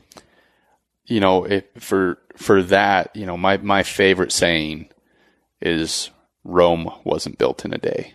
That's my favorite thing. And I think that's very applicable in any aspect of our life: fitness, faith, marriage, who we are, how we are, what we do, career, stuff like that, right? You know, you're building your personal Rome. But the most important thing to any part of success is there's a consistent aspect. And so I think making yourself do something every single day. For me, like I said the other day, you know, Wednesday is my day where it's supposed to be a rest day. But for me to be fulfilled and to keep motivated and want to be able to keep pushing, I still go to the gym. And there's times I just go to a foam roller or I'm on a yoga pad and I'm just stretching, but I'm there. And that's the most important part. Yeah. So if it's going to a gym or if it's getting out and going on a walk, whatever, but you know, and I'm to a point where I've done that so much that that's part of my daily routine. As humans, we're habitual creatures. There's certain things we have to feel, you know, successful, fulfilled. You know, my wife always gives me a hard time. You know, I think any guy with a beautiful wife or someone they love, it's hard to crawl out of bed early in the morning. Yeah. You know, it's nice and warm. Your beautiful wife is there, and she's always, come back to bed or lay back down or 5 more minutes or whatever. And it's like, no, I have to go because this is a part of who I am, and it's something I need to fulfill myself. Yeah. So that's super important to me. So finding that constant, finding that reason, finding your why, whatever it is, you know, find that why, hold on to that, you know, dig deep, put that away, you know, bring it out on a rainy day, but find that why and find something that can be constant every single day. Diet, fitness, whatever. All right. I have 2 more questions for you. Okay. And then I can let you go. Let me go. But like it's torture being on here or something. But we are out of time. I got to switch the memory card, so I'm going to do that right now. So I'm wondering what you think, what your advice is to someone who is. Have you ever been injured? Like, pretty injured to the point where, you know, it really interfered with your ability to do your thing. Mm-hmm. Tell me about that. Like talking back to my shoulders and my neck, just straining it again, trying to be a superstar on certain lifts, and there's a reason why I don't do certain things now, but just straining that muscle that comes out right behind your scapula up into the back part of your neck. You know, a lot of people, when they can't turn their head and they've got to turn their whole body to look at you. Yeah. And it happens not a lot now because I've learned to, you know, I've identified what causes that. So I avoid that. But anytime I do that, it makes shooting my bow super, super hard. An important part for me is, you know, having, and for a compound as well, is having a low shoulder, having a really strong low shoulder. Mm-hmm. And when that happens, I cannot keep my shoulder down. I mean, it's like it's coming up into my ear. Yeah. It just flexes that and it just hurts. but now you still have good range of motion and good strength in your shoulders and all of that. So, So did you just stop exercising? When I hurt myself? Absolutely not. I mean, it just went back to, there's times where something's not feeling good. Like I said, I'll just stretch. I'll just stretch and work on mobility and try to find out what that is. If I need to go get a massage, if I need to have my wife walk on my back, or have someone here at work put their elbow in my neck or whatever. I've been fortunate to where, you know, before we used to work out down at Justin's place down at the Coliseum. That's where I heard it last. Mm-hmm. And Justin was really was really helpful in getting after that and kind of fixing that. But there was a while that I didn't shoot my bow, one, because I didn't want to start creating bad habits. Yeah. I was like, man, I need to work on this before I can work on that. Yeah. And because I'm not doing well at this, I know it will affect that. So I'm going to put that on the back burner, and didn't shoot my bow for a couple of weeks because I didn't want to go into it and mess it up. The reason I ask is because especially guys that are my age or older, late 30s or 40s, 50s, I see so many, my heart goes out to people because I see so many of them are like, yeah, I don't do squats because I have a bad knee.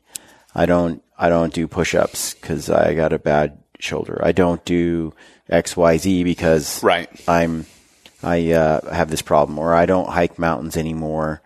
I don't carry weight downhill. I only carry weight uphill because it hurts. So I carry water bottles and then pour them out at the top and stuff like that. And I hear that often. And I don't subscribe to that way of thinking at all. Of giving up, right? You're not gonna give up on it. It's like I hurt my back really bad long before CrossFit. Like I played basketball all the time. I was very active. I did a bunch of triathlons all the time. Rough, church ball. Like I did stuff, right? And my low back started, and mostly I think it was just sitting at a desk 8-10 hours a day, traveling a lot for my old job, and I just crept up on me slowly over time. But it got to a point where I had a really bad tailbone problem. It hurt to sit down. It was my back would lock up, and I just severe back pain to where I really couldn't hardly do much at all. I mean, it got so bad. And I went through physical therapy, did a lot of stuff around that, and I'm like in my early 30s when this was happening. It just didn't make sense to me. Yeah. And there were a lot of times where I had friends of the same thing, and they're like, I'm going to go get a surgery. And then they're like, I'm going to, I have a herniated disc, so I'm going to do this. And then they're like, yeah, I don't do these activities anymore because, it aggravates my back and so on. And I have found that when you have these issues, you have to fight through them. Yeah, you got to push through them. Very much so. And it goes against what your body's telling you to some degree. I remember when I couldn't do a sit-up, like literally could not sit up because my low back was so bad. And so I would do what I could to try to get there, get in a pool, do this, do that. But I just feel like so many people that have these knee issues, these hip problems, these low back problems, their solution is, stop. And my solution is work at it gradually, little by little by little, until you get those things back. The human body is an incredible thing. Oh. And you build up these scar tissues, you build up these broken movements in your body and these bad, issues. You can get those back. You can get your strength, your mobility, your strength. You can get it back. Yep. Just little by little by little. But what I hate to see is someone's like, my knee hurts whenever I do this, so I don't do it anymore. And to my argument is strengthen your knee. Yeah, find a way to strengthen Find a way to do it, whether it's in a pool or somehow start using it and grow it to where it doesn't hurt anymore. Yeah. And like, as I've gotten back into CrossFit for the last month, dude, it's been every other day or so. I'm like, I hurt and I can't even hardly move this shoulder, and I don't want to work out that day. But I put the lacrosse ball in there. I dig into it. I roll out on the floor with a foam roller. I stretch. I start getting in. After a half hour, 45 minutes, it's moving again. And I go out and I grab the bar and I do a press, moderate weight, and I do some pull-ups, and I get that back. And then 2 weeks later, 3 weeks later, it's gone. Yep. But I'll tell you what, it just stays forever if I don't work through it. You have to work through it. Absolutely. And that's, same thing. I don't do a military press, but I get on machines. I know I still have to exercise those muscles and work them in a more controlled way. Yeah. I know that my body and the way that, what I'm doing, but I know there's weaknesses I need to address.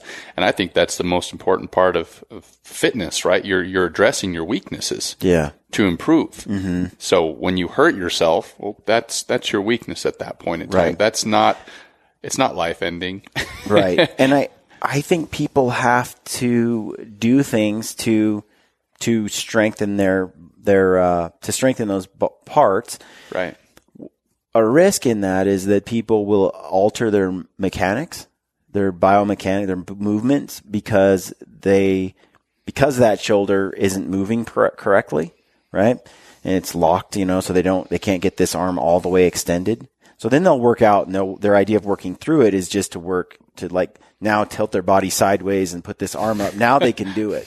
That's not what I'm talking about. No. I'm talking about maintaining the proper mechanics, but altering your load, whether it's using a rubber band, a lighter weight, a dumbbell instead of a barbell, whatever it is, but actually working muscles under load through that range of motion. And a lot of times for me, what it consists of is a lot of work with a lacrosse ball, rolling things out and getting things loose, going back to the weight lifting for 5 minutes and then getting back on the ball. It's like I have to work through that tissue to break it down and get it loose and get it strong. And I did listen to a show one time, and it's kind of a breakthrough moment for me when they described how when you work through these movements with that, like to increase mobility, how far you can stretch. They're like stretching under load is the fastest way to increase your mobility.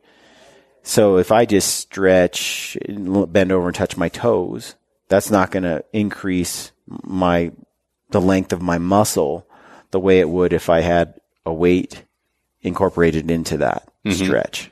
Like, I see a lot of people, I say, show me your squat. And they don't look like, a Native American Indian squatting at a river's edge washing their hand. They look like a decrepit American, that can't hardly move. And they're up on their toes and their legs are going numb and they've only been squatting for like a second, right? And you look at that and it's like, so a lot of times their idea of getting a better squat is just to stretch. To get a better squat, you put a weight on your back and you squat, and then you'll get that motion, that mobility over time.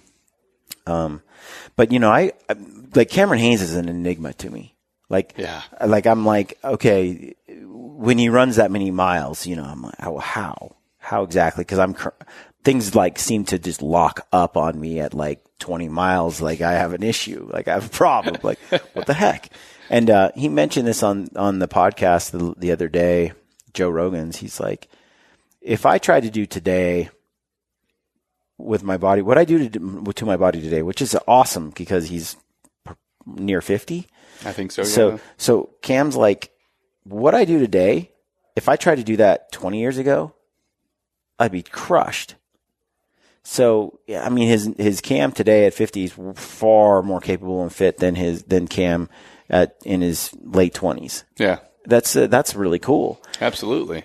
And he was talking about being strong and fit, and I made me wonder, how he gets through these injuries, and because everybody has them. Everybody has them. But I don't hear Cam talk about it much, But he was saying, I'll get something that locks up, and I'll just work around it until it stops, till it gets back to where it needs to be. Yep. And I think that right there is how you stay young. I mean, that's, you just push through it. But it comes back to the little bit ago when we were talking, just that you have to be comfortable with being uncomfortable. Yeah. It's going to hurt. It's not going to feel okay. But where people are quitting is because it's a new type of discomfort. So you're not broken. You're not dying. You gave a great example yesterday when we were talking, when you got to the office, talked about, you thought you were going to pass out doing, was it a WOD? I can't remember what was going on. You thought the world, it was this air bike, which I hate, the assault bike. It's the assault bike. Yeah, the assault bike. And, sprint and push-ups and as fast as you can. And it's just like such an oxygen consuming exercise, and it's a sprint for like as much as you can do in like, so many seconds. Yeah, and I did it. It was like 6 rounds or 8 rounds or something. And the last 2 rounds, I really pushed it. And that last round, I gave it everything I had because I knew it was the last round. Yeah. And I tapped into a spot in my body that I didn't know existed, where I just thought I was going to die. I could not. I physically was in so much pain in terms of and panic. A little bit of panic. Right. Because it's new. It was new. You said you just tapped into a new part of your body you'd never experienced or felt before. And so it's like, whoa, where am I? Why do I feel this way? It was totally new. It felt awful. I couldn't breathe. Like there was literally, I was breathing as much as I could, but there was just such a lack of, I thought I was going to black out. And intellectually I'm going, you're fine. Your oxygen will catch up. It's not catching up. It's not catching up. And I'm laying there and I'm literally like rolling on the floor, like in misery. And then 3 or 4 minutes later, it passed. And I was like, I feel like that was awesome. Yeah. I can't believe I pushed myself. But it was a pain cave for sure. I went into the pain cave for a while. Yeah. And I do think a lot of people don't ever go there. Never. No. I don't think most people stop do. Before they get there. I stop a lot before I get there. That's why this is my first time. Like I feel like I push myself hard, but that was new. Absolutely. And so the thing is just knowing that that's coming, that those discomforts will be there, and just roll them with the punches. Like you said, the body is capable of amazing things, incredible things. Like it would be pretty hard to push your body to self-destruction. Something that I find motivational is when I feel like when I got a knee that's kind of bugging me or something. Well, the knee's not a good example because it never bugs me. But I do have like some low back pain every now and then, or shoulder from pull-ups or rings or whatever. Yeah. I do pull-ups and rings so that I have really strong shoulders. Yeah. But by doing pull-ups and rings, I get shoulders that bug me, right? Yeah, it's exactly. Like it's a two-edged sword. But when I'm having that issue, then I look at some CrossFitter or workout amputee person that's like, let's say they're cut off from below the knee. You know that stump hurts like hell. Oh, man. And then you also know that they don't have the calf muscle and the ankle and the mobility. Like they have to move their body in a way it's not really designed to move in. Nope. Because they don't have it anymore. Right? And here I am complaining because my calf is a little tight. You know? And so I'm like, I'm not going to work out today because my calf is a little tight. Well, those guys work out without a freaking calf. Yeah, they don't have one. And so I sit there and I think to myself, I think about that and I'm like, there's really no excuse. It's a choice you make. Do I want to be strong and fit and age well and be able to do these things? If that's a goal you have, I'm not saying everybody has to have that. You and I do. But if that's a goal or a desire, there's a price to be paid. And that means you go out and you do the workout even though you don't pay your dues. Even though you don't want to. Yep. And so when I start to tell myself, my calf is kind of sore and I'm going to take a day off, or 2 days off, or 3 days. It's like that amputee didn't, this person that's, 70 didn't. And I feel like that's where I just push. I do it anyway. Find that motivation. I do it anyway. Yep. And I heard Jocko talk about this a while ago. He's like, if you wake up or if you're getting ready to go work out and you're like, this is his rule. You don't feel like it. You're like, I don't feel like it. I think I'm going to take this day off. I'm going to take today off. He's like, don't take today off. Yeah. Not this day. Tell yourself you'll take tomorrow off instead and then go work out. And he's like, because chances are it's just your weakness talking to you. Always. That's it. It always is. But he's like, if you still feel that way the following day, then maybe, you take that day off. But not the first day. The first day isn't the day you say, you procrastinate. You say, okay, I'll take tomorrow off instead. And most of the time, when tomorrow comes, you feel fine and you go back. You go back. And so I think that's a very insightful. So whenever I'm like, I'm to take today off, then I'm like, Jocko's words come back and haunt me. And I think, Maybe tomorrow. That's my weakness, talking. Yeah. And my rule is that I don't take today off. I take tomorrow off if I still feel this way. And then I go to the gym or whatever. I'm going to go to the mountain, run the hill. And then I come home and the next day comes and he's right. 90% of the time it's a new day and I'm like, I'm fine. Yep. New day, new attitude. So I like that. That's a good rule. Final question for Matt today. Okay. Goes like this. Hunting hero. Who is it?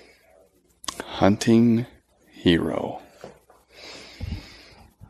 And by hero, I mean like idol or person you aspire to. Person I aspire to. I will, maybe now I don't necessarily aspire to any particular individual, but someone you've highly valued. But no, someone I highly valued. It'll sound super cliche, but it was definitely Cameron Haynes. He was the one, and this was a long time ago before I even bow hunted, I was seeing Cameron Haynes articles and stuff like that, and that got me into bow hunting. And I know Cameron very well now. I consider Cameron a great friend, and I've had the opportunity to work with him both at Hoyt and at Mountain Ops. And, most of the time, the rule is never meet your hero. They'll always disappoint you. But I think Cam's a super good dude. I think he's a great ambassador of the sport and what he does. And he motivated me to get into bow hunting. And because of that, I got a career at Hoyt Archery one day. And then the next thing I knew, I'm here at Mountain Ops. And that was a pinnacle motivator for my success and what I've done and accomplished in my life. So it sounds super cheesy. I told him that once in person. He just looked and he's like, shut the hell up. Oh, okay. Sorry, Cam. He gets that every day. I know that, but no, that would count, I guess. That's cool. That's the reality of that. That's Cam has his. I heard him talk about Jim Shockey. Yeah. He pretty much told Jim, you're my hero. You're a hero, man. And we all have them. So absolutely. I was curious. It's good to have them. Yeah. Yeah. And who's yours? I've never heard. I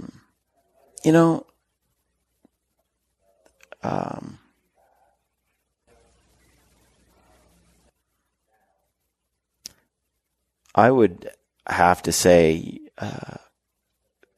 Cameron Haynes probably has informed my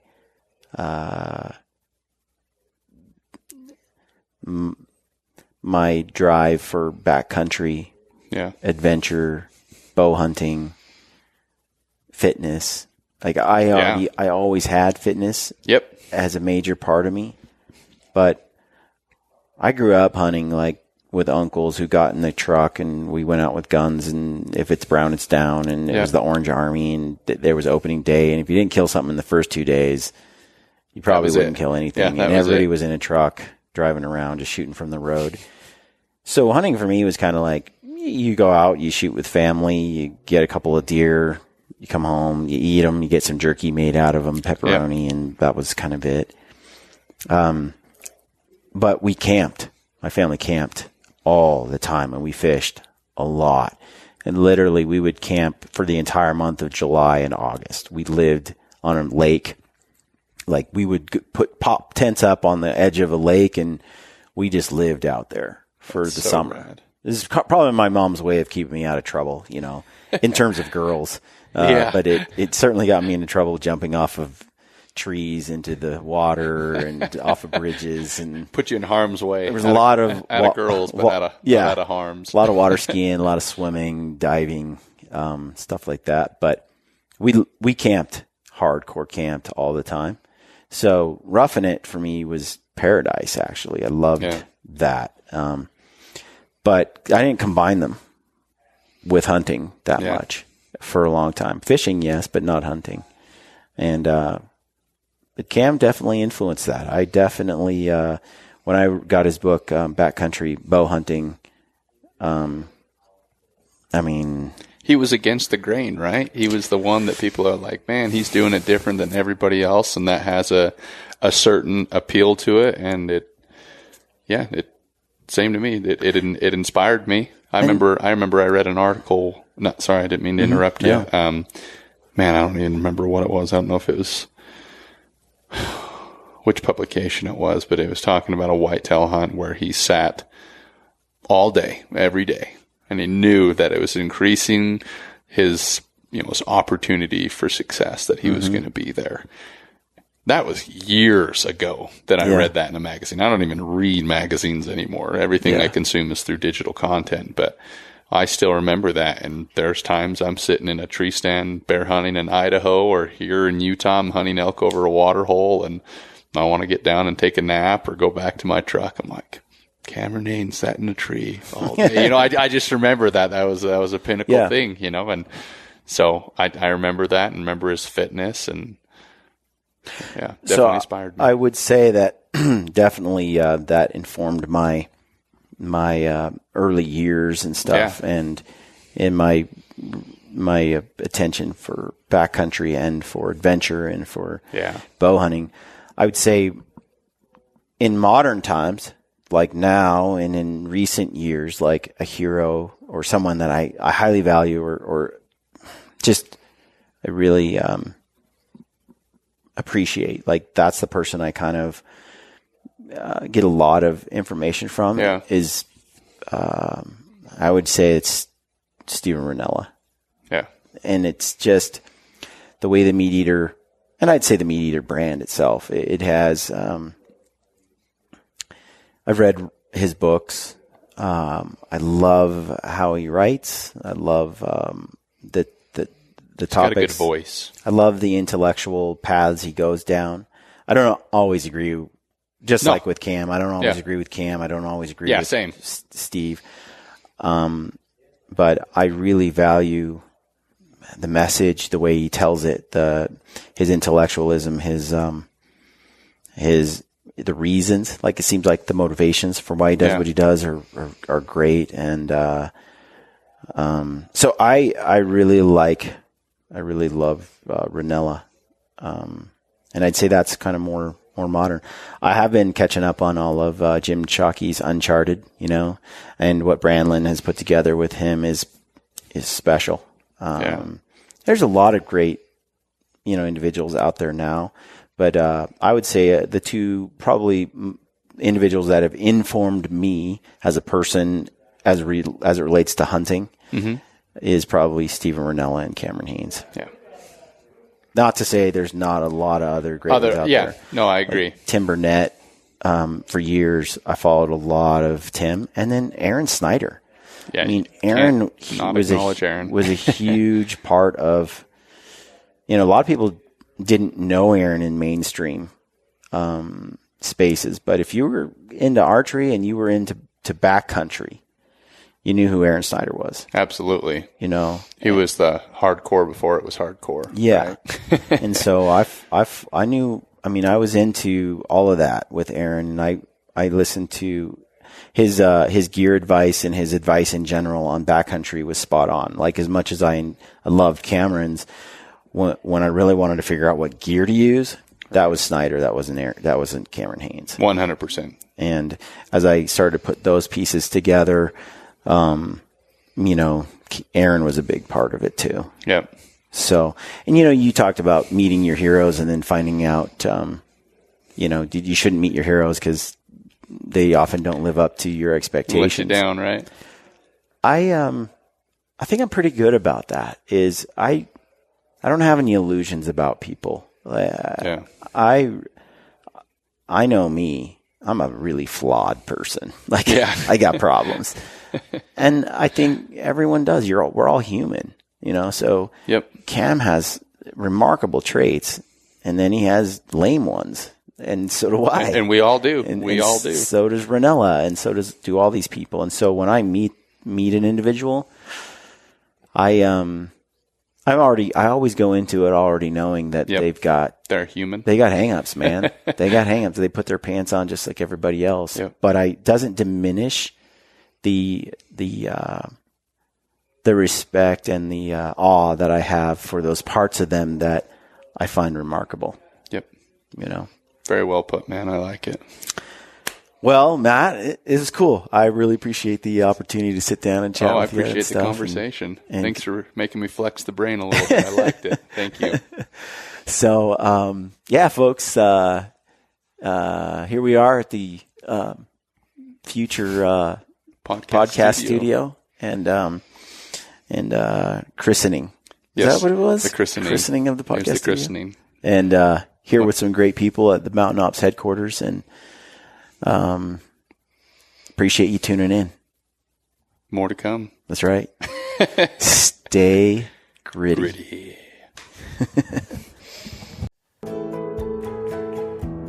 Despite our ever-changing, ever-indignant world with its growing ignorance of and indifference to the ways of the wild, I remain a predator, pitying those who revel in artificiality and synthetic success while regarding me and my kind as relics of a time and place no longer valued or understood.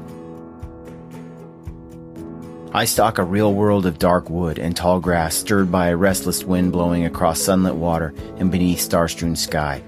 And on those occasions when I choose to kill, to claim some small part of nature's bounty for my own, I do so by choice, quickly, with the learned efficiency of a skilled hunter. Further, in my heart and mind, I know the truth and make no apologies for my actions or my place in time. Others around me may opt to eat only plants, nuts, and fruits. Still others may employ faceless strangers to procure their meats, their leather, their feathers, and all those niceties and necessities of life. Such is their right, of course, and I wish them well. All I ask in return is no one begrudge me, and all of us who may answer the primordial stirrings within our hunter souls, my right to do some of these things myself.